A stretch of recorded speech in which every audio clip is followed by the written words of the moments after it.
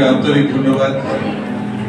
খাদ্য এবং জনসংখ্যান দপ্তরের পেনশনার্স অ্যাসোসিয়েশনকে আজকে এরকম একটা সুন্দর অনুষ্ঠানে আমাদের আমন্ত্রণ জানানোর জন্য।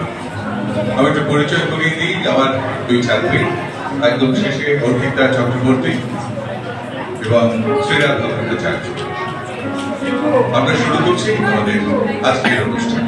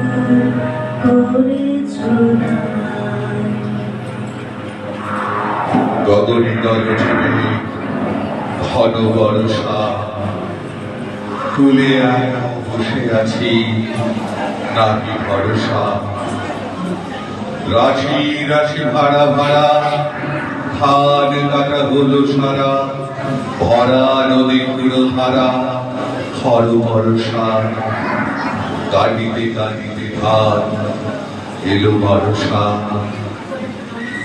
একখানি ছোট খেয়ে আমি একেলা, চারিদিকে বাঁকা জল করেছে খেলা, পরবারে দেখি আঁকা তরু ছায়া বসি মাথা, গ্রাম খানি মেঘে ঢাকা রৌদ্র বেড়ান, এভাবে ছোট খেয়ে আমি একেলা।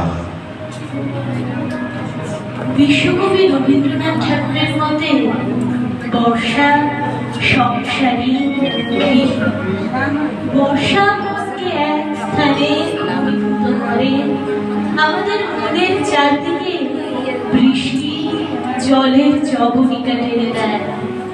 রবীন্দ্রনাথ বর্ষাকে উপলব্ধি করেছেন প্রাণের ভিড় থেকে। তিনি তার আশার প্রবন্ধে বলেছেন,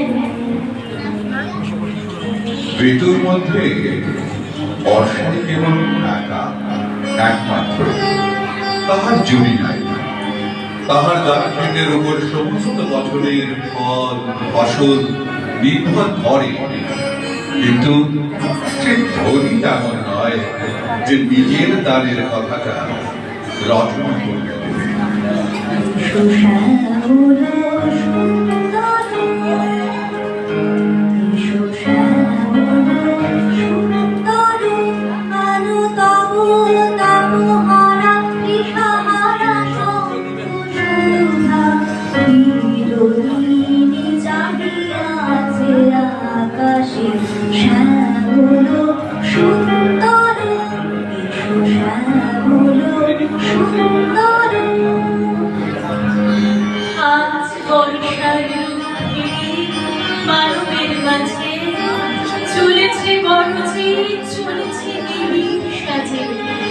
হৃদয় তাহার নাচিয়া উঠেছে ভীমা, ধাইতে ধাইতে লোভ করে সীমা, কোন তারুণায় মেঘের সহিত মেঘে পক্ষে পক্ষে মিলিয়া বজ্র বাজে, বর্ষার ফেরি মানবের মাঝে।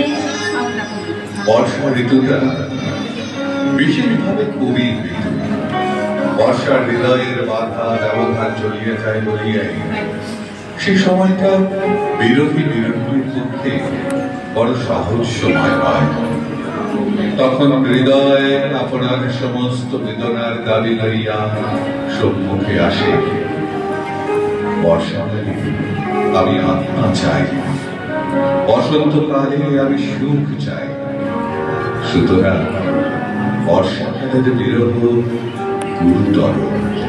বর্ষাকালের সমস্ত জগতের মধ্যে সম্পূর্ণ আপনাকে প্রতিষ্ঠিত করতে চাই।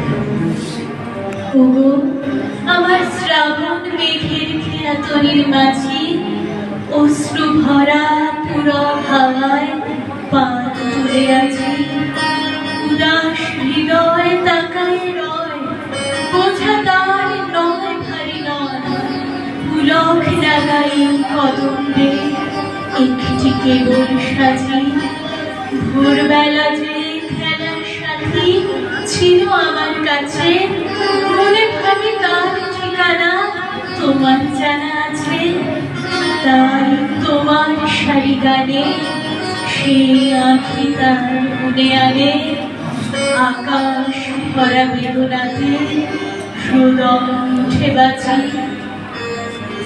এই শ্রাবণের বুকের ভিতর আগুন আছে, এই আগুনের কালো রূপ যে আমার চোখের পরে নাচে।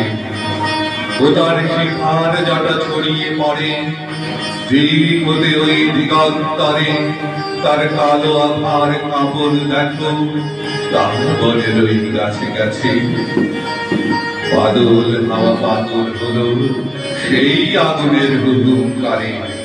বন্ধুবি তার বাজিয়ে বেড়ায় মাঠ হতে কোন মাঠের পারে। ওরে সেই আগুনের পুলক ফুটে অদম্য ভোর রঙিয়ে ওঠে। সেই আগুনের বেগ লাগে আর আমার গানের পাখার পাশে। ঝড়ো ঝড়ো বরিশে পারি ধারা, ঝড়ো ঝড়ো বরিশে পারি ধারা। হায় কত বাসি হায় প্রিয় হারা। ঝড়ো ঝড়ো বরিশে পারি ধারা, ঝড়ো ঝড়ো বরিশে পারি ধারা। কবিতা, গানে, নাটকে, উপন্যাসে, প্রবন্ধে, এমনকি গল্পেও কবিগুরু বর্ষার রূপ প্রকৃতি এঁকেছে তা এক কথায় অনবদ্য। তাই আমরা বারবার তার কাছে ফিরি। বর্ষামঙ্গল কবিতায় রবীন্দ্রনাথ বর্ষার রূপ চিত্রায়ন করেছেন এইভাবে।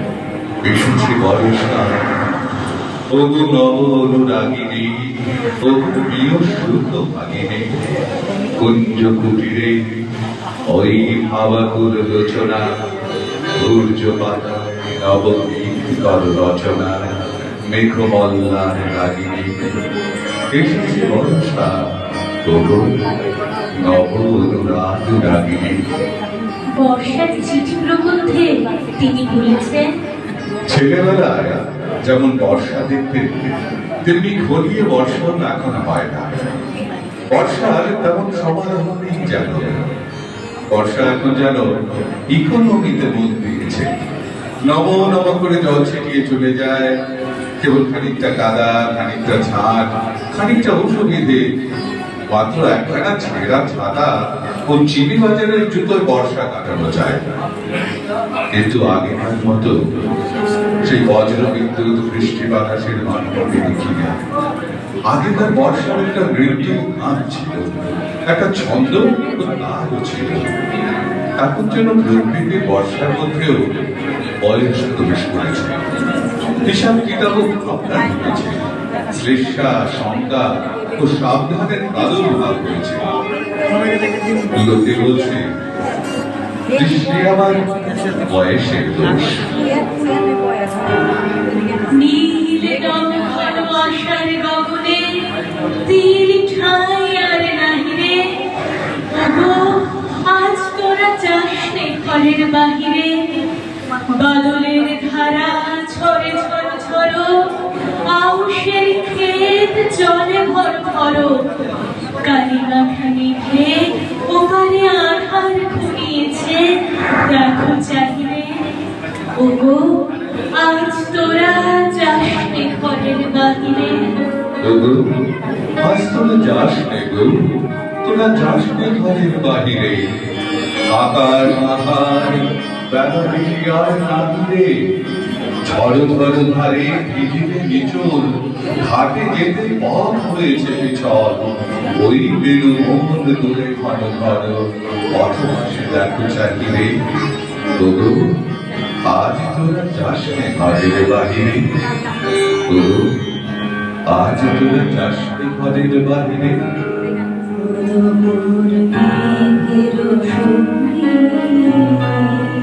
উড়ে চলে দিক দিগন্তে বাদলে নিশিম সঙ্গে, শ্রাবণ বর্ষণ সঙ্গীতে রিমিঝি রিমিঝি রিমিঝি, মেঘের সঙ্গী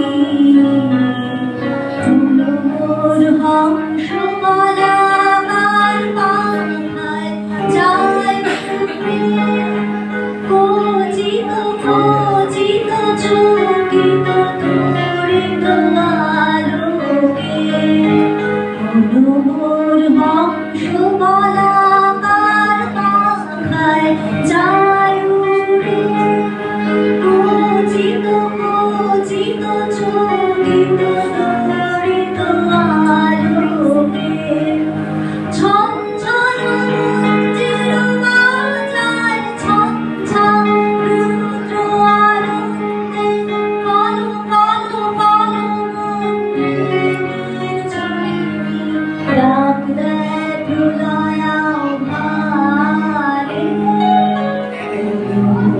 মেঘের সঙ্গী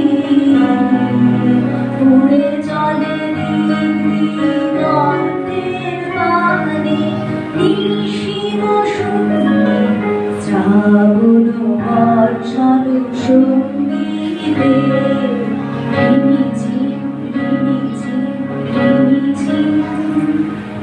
ধন্যবাদ সবাই।